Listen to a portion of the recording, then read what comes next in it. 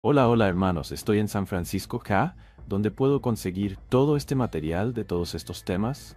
¿Alguien que ayude, por favor? Ahora pregunto si el pueblo de Israel hubiera aceptado a Jesús. De igual forma, ¿no habría que ir a los gentiles a predicarles igual? Pues claro. Y no fue todo el pueblo de Israel los que rechazaron a Jesús. Tanto así que por estos judíos, hoy conocemos el mensaje de salvación. El Señor no viene a buscar una iglesia que se llame cristiana ni nada de eso. Él viene a buscar a un pueblo que acepte a Jesús, sea gentil o judío. Lo demás que se comenté es solo antisemitismo religioso, y Israel aún tiene. Recuerde, Pastor Bohr, Jesucristo da vida a quien Él quiera. Juan cap 5. Al ladrón de la cruz no se bautizó, pero se arrepintió y creyó por fe, y fue salvo por quien puede dar salvación y vida eterna, porque Él es Dios. Bendiciones, Pastor Bohr. Espíritu Santo y comenzaron a hablar en otras lenguas según el Espíritu les daba que hablasen. Ahora quiero leerles una cita del Espíritu Profecía, Hechos de los Apóstoles, página 31, a donde la hermana White explica de una forma sencilla lo que ocurrió particularmente en el cielo en el día del Pentecostés. Dice así: la ascensión de Cristo al cielo fue la señal de que sus seguidores iban a recibir la bendición prometida. Habían de esperarla antes de empezar a hacer su obra. ¿Por qué debían esperar los apóstoles, los que estaban reunidos? Debían esperar antes de hacer su obra. Sigue diciendo, cuando Cristo entró por los portales celestiales, fue entronizado. ¿Qué significa entronizado? Se sentó en el trono, ¿verdad? Fue entronizado en medio de la adoración de los ángeles. Tan pronto como esta ceremonia hubo terminado, tan pronto se terminó la coronación de Jesús para sentarse en el trono de la gracia, el Espíritu Santo descendió sobre los discípulos en abundantes raudales. Y Cristo fue de veras glorificado con la misma gloria que había tenido con el Padre desde toda la eternidad.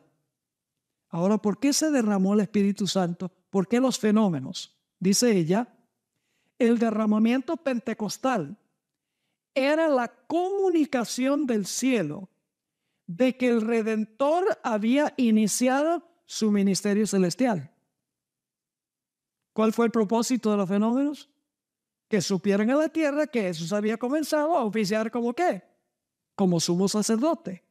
Sigue diciendo, de acuerdo con su promesa, había enviado al Espíritu Santo del cielo a sus seguidores como prueba de que, ahora escuchen, como sacerdote y qué.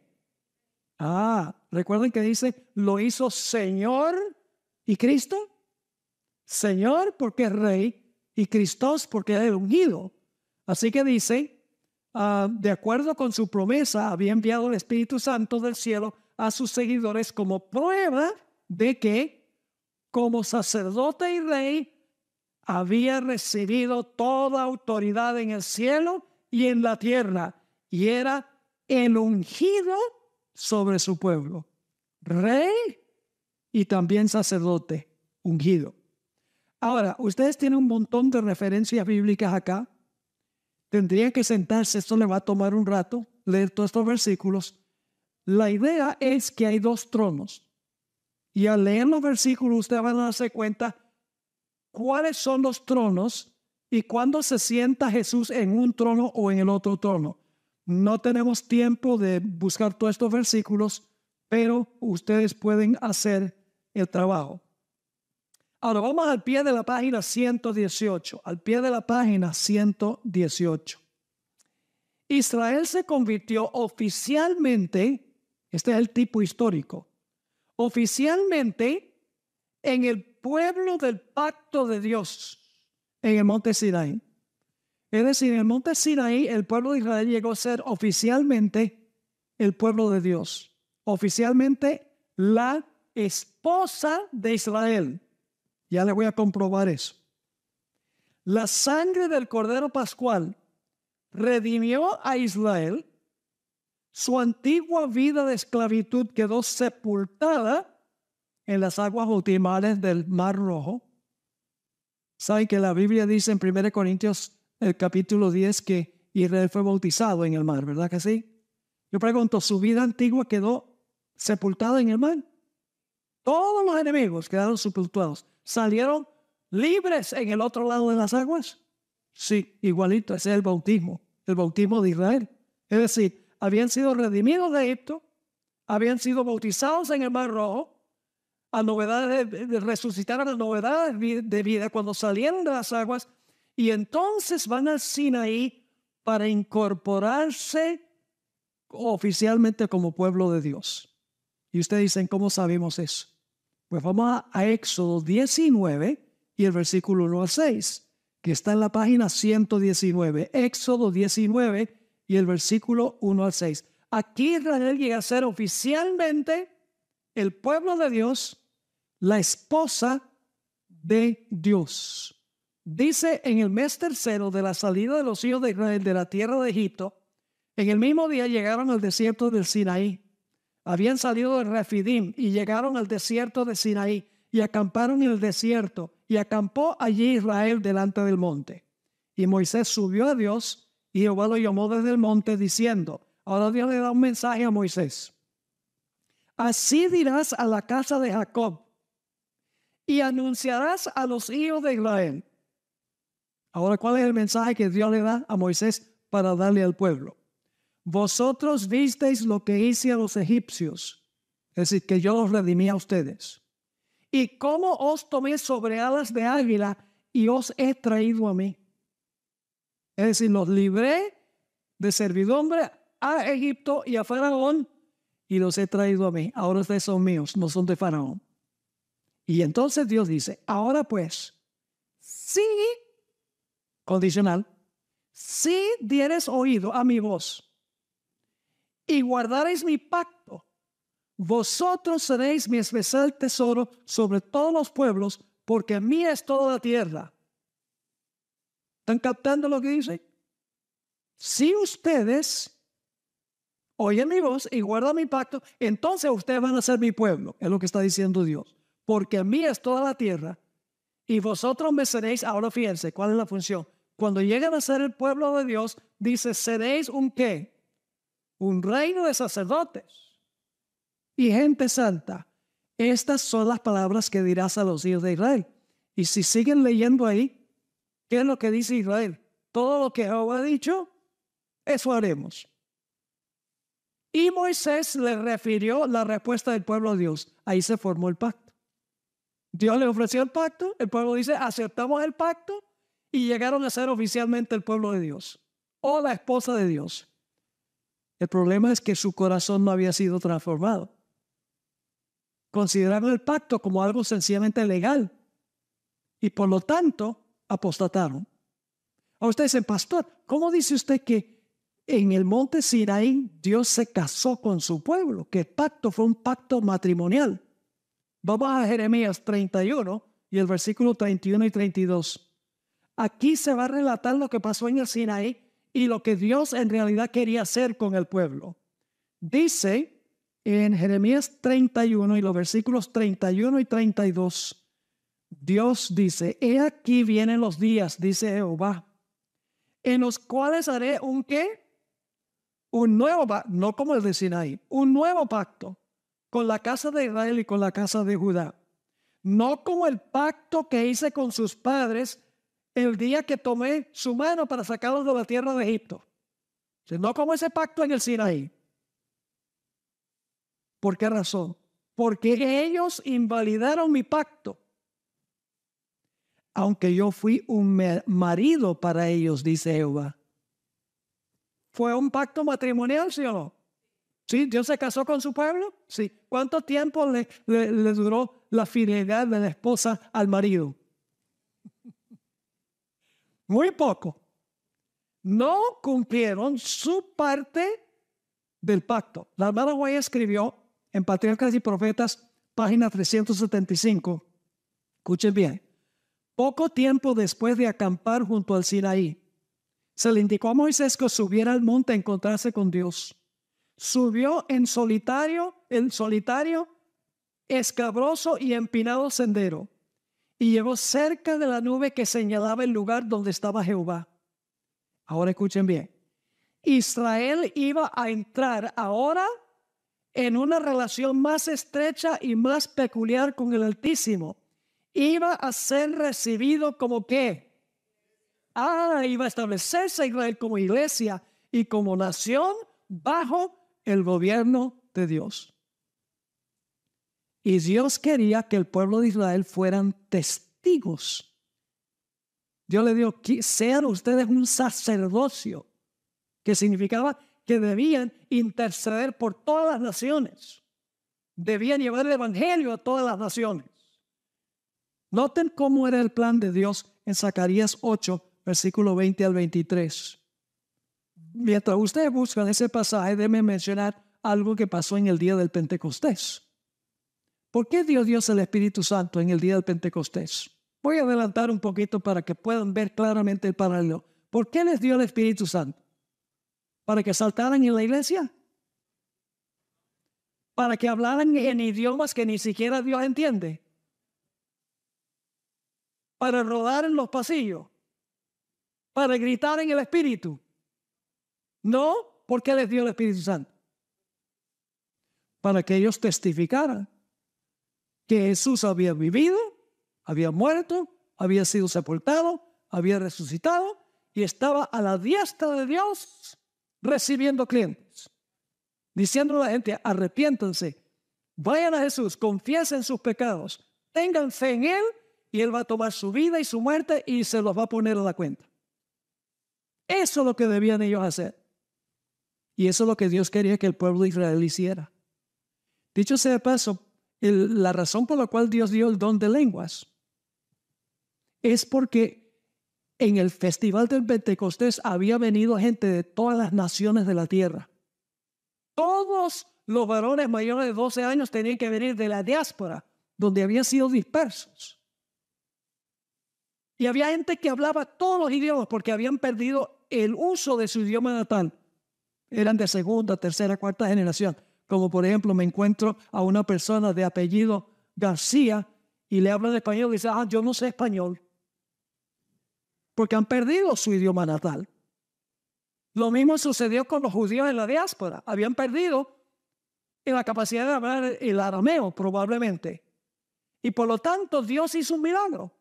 Dios le dio a los que estaban presentes la capacidad de hablar esos idiomas para que pudieran compartir el evangelio con ellos en el día del Pentecostés y pudieran entender lo que Jesús había hecho.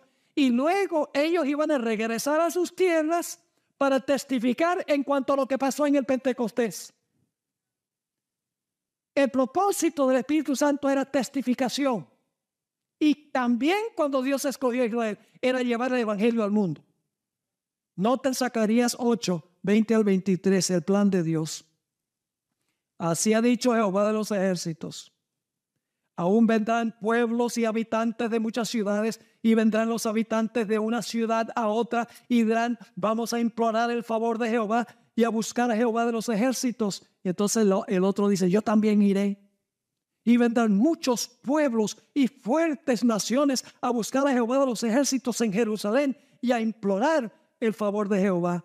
Así ha dicho Jehová de los ejércitos. En aquellos días acontecerá que 10 hombres de las naciones de toda lengua tomarán el manto de un judío diciendo, iremos con vosotros porque hemos oído que Dios está con vosotros. ¡Wow! ¡Qué plan! Iban a ser tan prósperos que las naciones vendrían y dirían, ¿cuál es el secreto de la prosperidad? Nosotros estamos esperando el Mesías, una oportunidad para testificar. La única diferencia con Israel y la iglesia en el Pentecostés es que en el Antiguo Testamento las naciones iban a venir, mientras que en el Pentecostés los discípulos iban a ir. Pero igualmente era testificar. Noten el plan en Isaías 49:6. Poco es para mí, Dios le dice a Israel, que tú seas mi siervo para levantar las tribus de Jacob y para que restaures el remanente de Israel. Es poca cosa que tú vayas a restaurar a Israel. Dice, también te di por qué. Por luz de las naciones, para que seas mi salvación hasta lo postrero de la tierra. ¡Qué plan! Llevar el evangelio al mundo. Por eso los escogió Dios. Por eso es que hizo un pacto con ellos.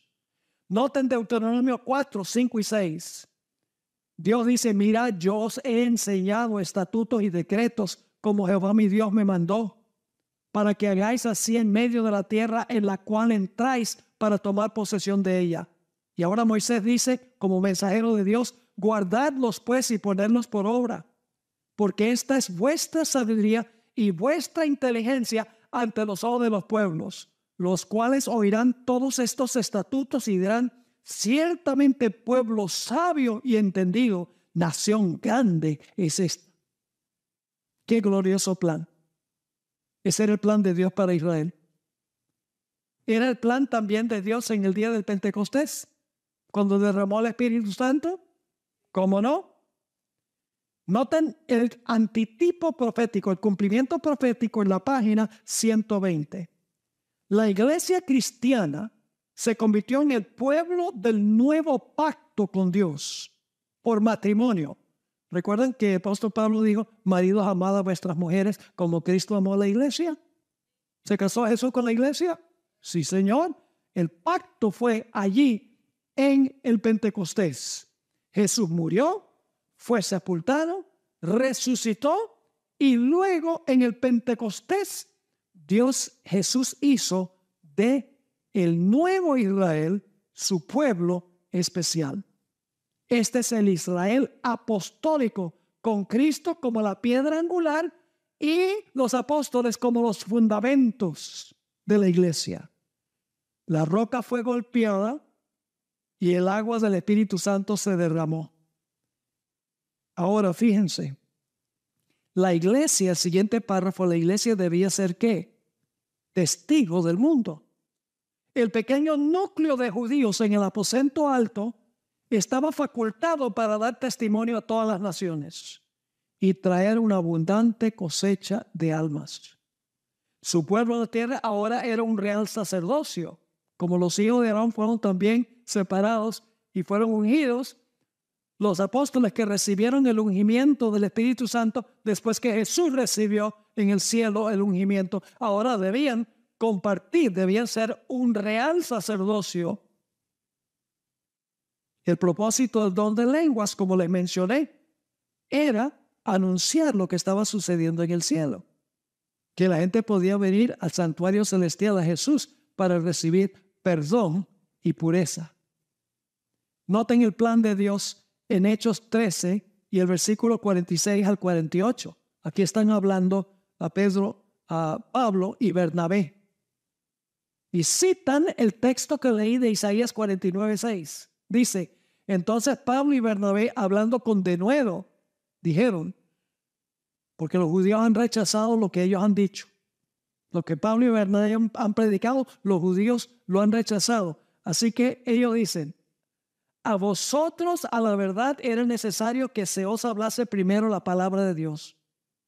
Mas puesto que la desecháis y no os juzgáis dignos de la vida eterna, he aquí nos volvemos a los gentiles.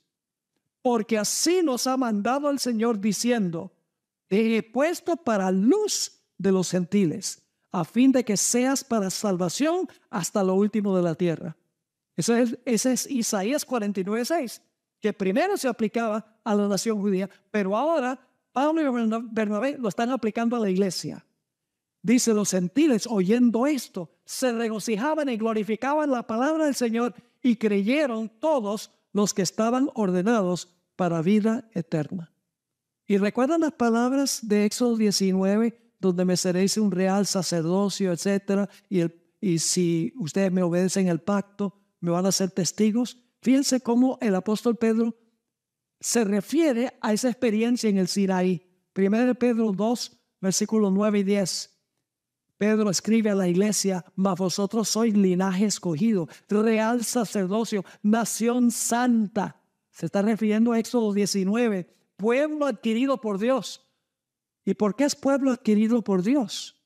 ¿Cuál era el propósito de Dios elegir a Israel? Que compartieran el mensaje. Y la iglesia sigue diciendo, para que anunciéis las virtudes de aquel que os llamó de las tinieblas a su luz admirable. El propósito del Espíritu Santo era testificar, dar testimonio en cuanto a Jesús, para que las muchedumbres aceptaran a Cristo Jesús como su Salvador personal.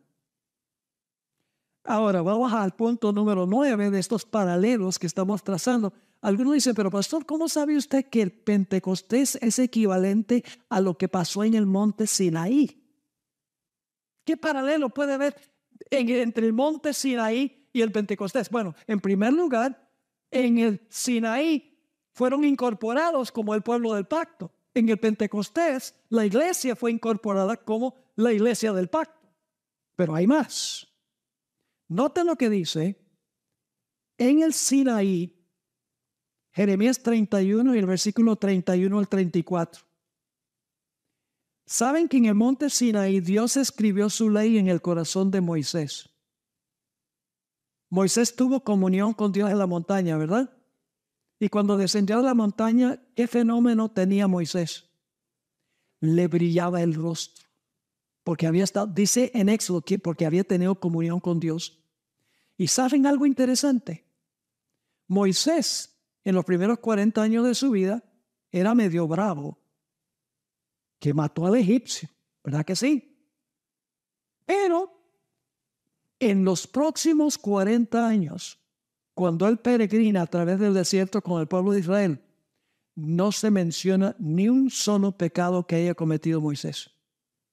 Y la Biblia dice que era el hombre más manso de la tierra. ¿Por qué? Porque Dios había escrito en su corazón, ¿qué cosa? Su ley, pasando 40 años allá con las ovejas de Jetro. Ahora fíjense que Dios quería que todo Israel tuviera la ley en el corazón. Pero cuando Moisés descendió y le brilló el rostro, ¿qué dijo el pueblo? Oh, tápate el rostro. Te queremos, Moisés, pero no queremos la gloria. Queremos la ley, pero no queremos la gloria de la ley. Noten Jeremías 31, 31 al 34. He aquí que vienen días, dice Jehová, en los cuales haré nuevo pacto con la casa de Israel y con la casa de Judá. No como el pacto que hice con sus padres el día que tomé su mano para sacarlos de la tierra de Egipto, porque ellos invalidaron mi pacto, aunque yo fui un marido para ellos, dice Jehová. En el Sinaí Dios escribió su ley en tablas de piedra, pero en el nuevo pacto tiene que ver el nuevo pacto con la ley también. Sí, pero quiere escribir la ley ¿dónde? En el corazón. Noten el versículo 33. Pero este es el pacto que haré con la casa de Israel después de aquellos días, dice Jehová. Daré mi ley en su ¿qué? En su mente, y la escribiré en su corazón. Y yo seré a ellos por Dios, ellos me serán por pueblo, y no enseñará más ninguno a su prójimo, ni ninguno a su hermano, diciendo, conoce a Jehová, porque todos me conocerán, desde el más pequeño de ellos hasta el más grande, dice Jehová, porque perdonaré la maldad de ellos, y no me acordaré más de su pecado. 2 bendiciones. 1, perdonar sus pecados, y 2, escribir la ley en el corazón. Yo pregunto, ¿es eso lo que quiere hacer Jesús con el nuevo Israel? ¿Quiere hacer las mismas 2 cosas? Sí, y ustedes dicen, ¿cómo sabemos eso? Porque esto que leímos está hablando de Israel, del Antiguo Testamento. Pero en el libro de Hebreos se le aplica a la iglesia esta profecía de Jeremías 31. Noten en la siguiente página, Hebreos 8 y el versículo 7 al 13. Hablando del primer pacto, porque si aquel primero hubiera sido sin defecto, ciertamente no se hubiera procurado lugar para el segundo pacto. Porque reprendiéndolos dice, he aquí, vienen días, dice el Señor, en que establecerá con la casa de Israel y la casa de Judá un nuevo pacto. Ese es el pacto con la iglesia. No como el pacto que hice con sus padres el día que los tomé de la mano para sacarlos de la tierra de Egipto. Porque ellos no permanecieron en mi pacto y yo me desentendí de ellos, dice el Señor. Y luego entonces repite para la iglesia lo que se dijo para Israel literal. Dice, por lo cual este es el pacto que haré con la casa de Israel después de aquellos días, dice el Señor, pondré mis leyes en la mente de ellos y sobre su corazón las escribiré. ¿Es el mismo plan con la iglesia que tenía con Israel? Sí, en el nuevo pacto. Y el viejo pacto fue en el Sinaí, el nuevo pacto fue en el Pentecostés. Y luego dice, y seré a ellos por Dios, ellos me serán por mi pueblo. Y ninguno enseñará a su prójimo, ni ninguno a su hermano, diciendo, conoce al Señor, porque todos me conocerán, desde el menor hasta el mayor de ellos. Porque seré propicio a sus injusticias, y nunca más me acordaré de sus pecados y sus iniquidades. ¿Promete Dios escribir la ley en el corazón y también perdonar los pecados? A eso fue Jesús al cielo. Primero, para perdonar los pecados, y en segundo lugar, para darnos poder para vencer el pecado. Podemos venir confiadamente al trono de gracia para recibir oportuno socorro, según Hebreos el capítulo 4, porque tenemos ese sumo sacerdote allá. Ahora, último paralelo. Según la tradición judía,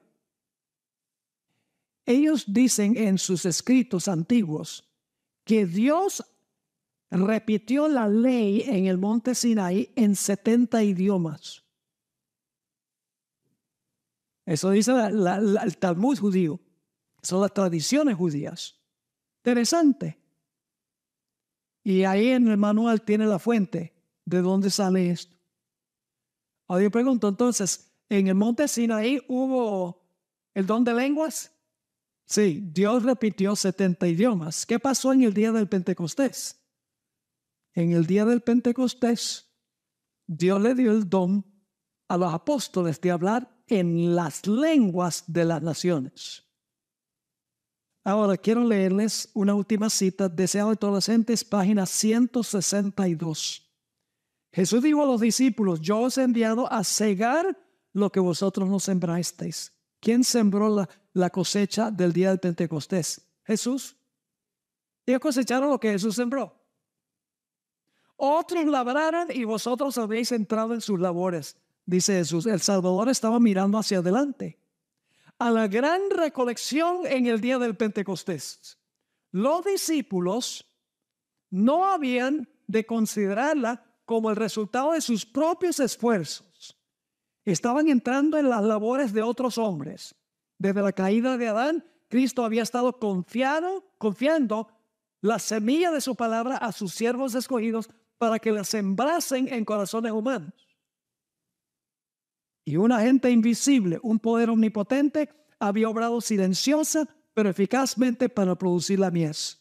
El rocío, la lluvia, el sol de la gracia de Dios habían sido dados para refrescar y nutrir la semilla de la verdad. Cristo iba a regar la semilla con su propia sangre. Sus discípulos tenían el privilegio de colaborar con Dios. Eran colaboradores con Cristo y con los santos de la antigüedad. Por el derramamiento del Espíritu Santo en el Pentecostés, se iban a convertir millares en un día. Tal era el resultado de la siembra de Cristo, la mies de su obra. ¿La gloria era para quién? Para Cristo. ¿Será posible que a veces nosotros estamos tan interesados en tener un montón de bautismo para traer gloria al evangelista? O a la iglesia. Bautizamos 100. No hay ningún problema con llevar estadísticas, porque en hecho dice que se bautizaron 3,000 el día de Pentecostés. Pero recordemos que la cosecha se debe a la gloria de Dios, no a la gloria nuestra. Él recibe la honra, no nosotros, porque Él es el que siembra la semilla. Nosotros sencillamente cosechamos lo que Él sembró. Ahora vamos rápidamente, tenemos media hora y yo creo que no vamos a poder completar esta lección, pero vamos a hacer lo posible.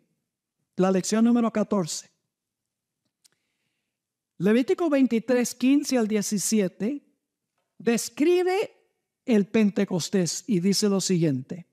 Y contaréis desde el día que sigue al día de reposo, desde el día en que ofreciste la gavilla de la ofrenda mecida, 7 semanas cumplidas serán.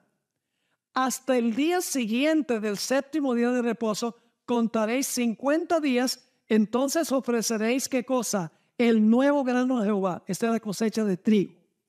De vuestras habitaciones traeréis, ahora fíjense, interesante esto. de vuestras habitaciones traeréis 2 panes para ofrenda mecida. ¿Hay una ofrenda mecida en el día del Pentecostés? Sí. ¿Hubo una ofrenda mecida en la fiesta de las primicias? Sí. Había que mecer 2 panes, dice. De vuestras habitaciones traeréis 2 panes para ofrenda mecida, que serán de 2 décimas de efa, de flor de harina, cocidos con levadura, como primicias para Jehová. ¿Hubo primicias en el Pentecostés? ¿Sí? Y las primicias en el Pentecostés, los panes eran con o sin levadura. Con levadura. Dice, pero pastor, ¿por qué? Si en la fiesta de pan sin levadura, los panes no tenían levadura. Aquí dice que 2 panes con levadura. ¿Qué podría significar eso? Bueno, ahora vamos a mirar qué significa. Para entender las primicias del Pentecostés, estamos en la página 125, debemos interpretar el significado de los nuevos panes de grano y la levadura. Necesitamos entender qué representaban los panes y qué representa la levadura que estaba en los panes. Los panes representan la iglesia. Van a ver eso en unos momentos. O el pueblo de Dios. Y la levadura representa el crecimiento de la iglesia a través de la obra del Espíritu Santo. Es decir, en la fiesta de los panes sin levadura, la levadura representa el pecado. Jesús no tenía pecado. Pero en el Pentecostés, la levadura representa el hecho de que el Espíritu Santo estuvo en la iglesia y como resultado la iglesia creció. Como crece el pan cuando se le pone levadura. Note la parábola de la levadura que dio Jesús, que se aplica al Pentecostés. Dice en Mateo 13:33, otra parábola les dijo, el reino de los cielos es semejante a la ¿qué? A la levadura, que tomó una mujer. ¿Qué representa la mujer? La iglesia. Y escondió en 3 medidas de harina hasta que todo fue ¿qué? Hasta que todo fue leudado. Ahora yo pregunto, ¿la levadura en la Biblia representa el pecado? ¿Puede representar el pecado la levadura? No voy a leer el pasaje que se encuentra en la página 126, arriba. En la parte de arriba ya lo leímos. El apóstol Pablo dijo que la levadura representa ¿qué cosa? Malicia y maldad. En la fiesta de los panes sin levadura, pero no en el Pentecostés. Noten cómo la hermana White explica la levadura en el día del Pentecostés. O sea, yo soy un buen panadero. Yo no sé si ustedes sabían eso. Pero la forma como yo hago pan con levadura, es que yo preparo la masa y cuando tengo la masa, yo le rocío un poco de levadura encima.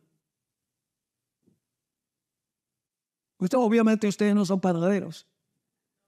¿Esa es la forma como uno hace pan con levadura? ¿A dónde hay que meter la levadura?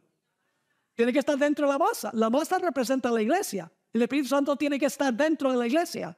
Noten cómo el hermano Joy captó esto. Pero en la parábola del Salvador, la levadura se usa para representar el reino de los cielos. Ilustra el poder de aceleración y asimilación de la gracia de Dios. Ninguno es tan vil, ninguno ha caído tan bajo como para estar más allá del trabajo de este poder. En todos los que se someten a ¿qué? Aquí está, la levadura. A todos los que se someten al Espíritu Santo se debe ¿qué cosa? Implantar, como se mete la levadura en la masa, se debe implantar un nuevo principio de vida. La imagen perdida de Dios debe ser restaurada en la humanidad. Pero el hombre no puede transformarse a sí mismo por el ejercicio de su voluntad. No posee el poder capaz de obrar este cambio. La levadura, algo completamente externo, debe ser colocado dentro de la harina antes que el cambio deseado pueda operarse en la misma. Así, la gracia de Dios debe ser recibida por el pecador antes que pueda ser hecho apto para el reino de la gloria. Toda la cultura y la educación que el mundo puede dar no podrán convertir a una criatura degradada por el pecado en un hijo del cielo. La energía renovadora debe venir de Dios. El cambio puede ser efectuado solo por el Espíritu Santo. Todos los que quieran ser salvos, sean encumbrados o humildes, ricos o pobres, deben someterse a la operación de este poder. Yo pregunto, ¿en el día de Pentecostés el Espíritu Santo entró en el interior de la iglesia? ¿Sí o no? Claro que sí. ¿La iglesia creció? Por 3,000. ¿Por qué creció hasta tener 3,000, además de los que estaban allí? Porque tenía el Espíritu Santo. ¿Por qué no crece la iglesia entonces? Porque el terreno es duro. Porque nos falta desarrollar más métodos evangelísticos. No hay nada malo con métodos evangelísticos, pero les digo que lo que falta en la iglesia para que la iglesia se llene es la obra interna del Espíritu Santo. Y entonces, como la levadura se coloca en el pan y el pan crece, si el Espíritu Santo está en la iglesia crece espiritualmente y también numéricamente. Ahora, ¿cuántos panes había en el Pentecostés? ¿Cuántos panes eran? Eran 2 panes con levadura. Y usted dice, pero pastor, entonces son 2 iglesias. Si el pan representa la iglesia, entonces son 2 iglesias. ¿Por qué 2 panes? ¿Por qué no un solo pan en la fiesta del Pentecostés? Bueno, vamos a la página 127 para ver por qué. La iglesia en el Pentecostés se dividía o se componía de 2 divisiones. Un grupo en el día de Pentecostés fue el grupo que resucitó con Jesús el primer día de la semana. Presentó Jesús ese grupo ante el Padre. ¿Eran ellos parte de la iglesia? ¿Cómo no? Note Mateo 27, 51 al 53. Dice, aquí el velo del templo se rasgó en 2, de arriba abajo, y la tierra tembló, y las rocas se partieron, y se abrieron los sepulcros, y muchos cuerpos de santos que habían dormido se levantaron. Y saliendo de los sepulcros, después de la resurrección de él, vinieron a la santa ciudad y aparecieron a muchos. Ahora, cuando Jesús fue al cielo, llevó a este segmento de la iglesia, lo llevó al cielo, porque era parte de la iglesia, eran mártires. La hermana White dice que eran mártires desde la creación hasta cuando Jesús estuvo aquí en la tierra. Y dice que era una multitud. Claro, no comparado con la multitud de millones que van a salir de la segunda venida, pero era una multitud de personas. Era la porción de la iglesia de Dios, mártires que habían existido desde la creación. En ese caso sería Abel, el primer mártir, hasta la época de Cristo. Y en la época de Cristo, el único mártir que registra la Biblia en la época de Cristo fue Juan el Bautista. No estoy diciendo que él estaba en ese grupo, pero si es el único mártir que se menciona, entonces es posible que Juan el Bautista haya estado en ese grupo. Fíjense lo que describió el Espíritu Profecía, deseo de todas las gentes, página 769. Había llegado el tiempo en que Cristo había de ascender al trono del Padre. Como conquistador divino, había de volver con los trofeos de la victoria a los atrios celestiales. Los trofeos eran los que resucitaron con Jesús. Mensajes Selectos, tomo 1, página 358. Ella escribió, ellos fueron la multitud de cautivos que ascendieron con Cristo como trofeos. Yo pregunto, ¿meció, por así decirlo, Jesús a estos trofeos ante el Padre en el cielo? Sí lo meció, como las primicias. Leímos que eran primicias. Nota lo que dice también Mensajes Selectos, tomo 1, página 359. Dice, así también, los que habían sido resucitados habían de ser presentados, mecidos o presentados ante el universo. como una garantía de la resurrección de todos los que creen en Cristo como su Salvador personal.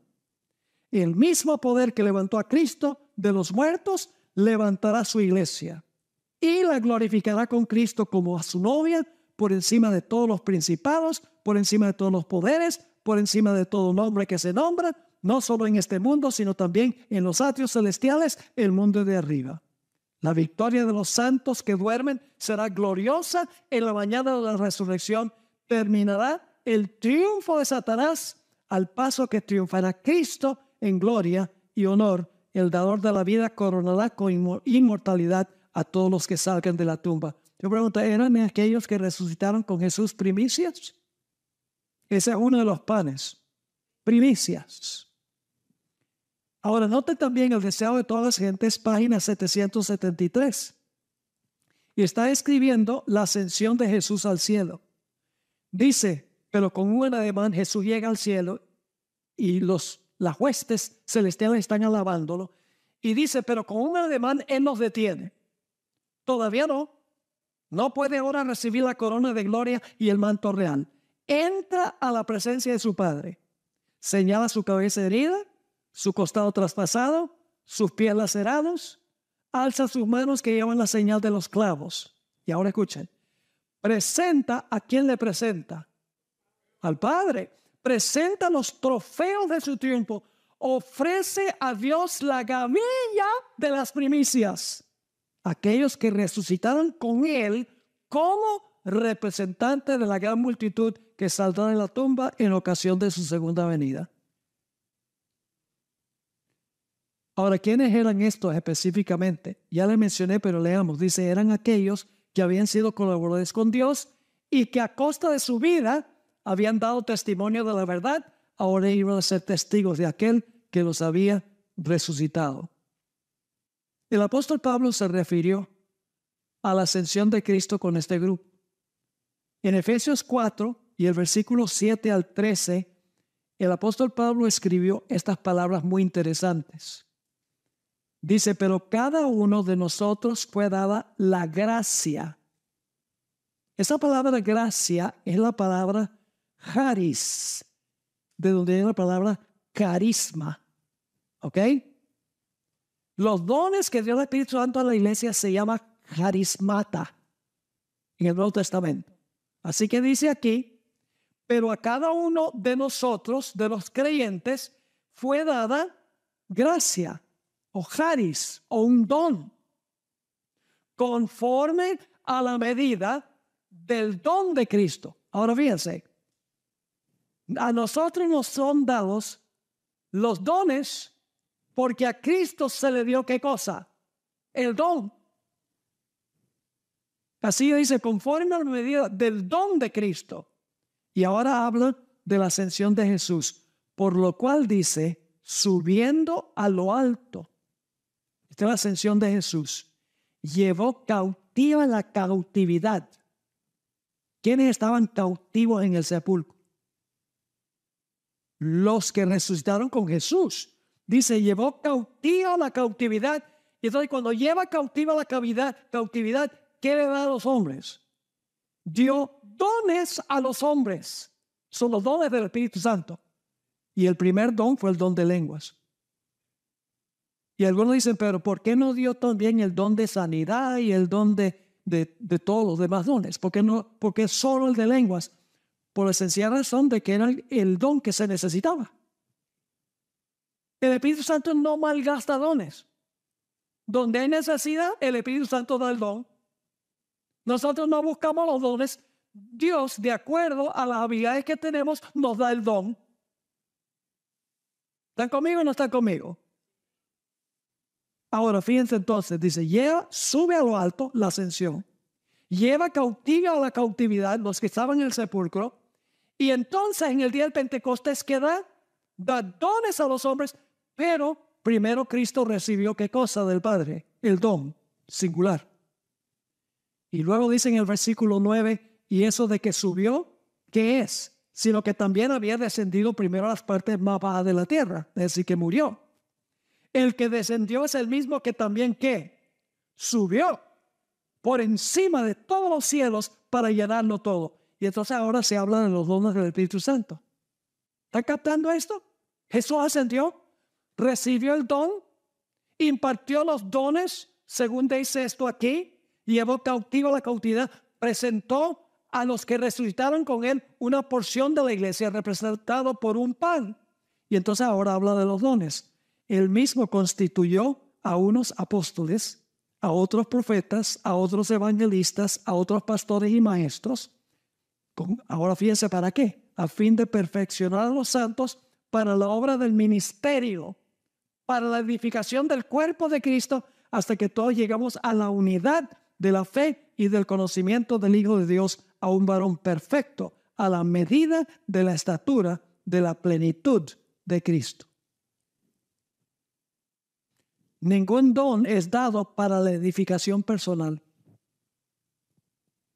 Ese es el error que cometen muchas iglesias carismáticas. Ellos dicen que el propósito del Espíritu Santo es para edificarme a mí. No. Todos los dones son para edificar a otros. El propósito de los dones es ministerio. Ministrar a otros. Y una persona en la iglesia puede estar saltando de una banca a otra. Y puede estar gritando en el espíritu. Y puede estar rodando en el suelo. Y puede estar riéndose en el espíritu, como pasa en muchas iglesias. Y se está supuestamente edificando a sí mismo. Pero el propósito del don no es tener un momento emotivo. El propósito del don es testificar. Claramente la Biblia enseña eso. La iglesia en muchos lugares se ha desviado del propósito de los dones y se han vuelto egoístas los dones que Dios ha dado. Ahora estamos al pie de la página 128. No puede haber duda que el evento que se describe en este pasaje es la ascensión victoriosa de Cristo al cielo, seguido por el Pentecostés, cuando derramó el don del Espíritu Santo y con él los dones sobre la iglesia naciente.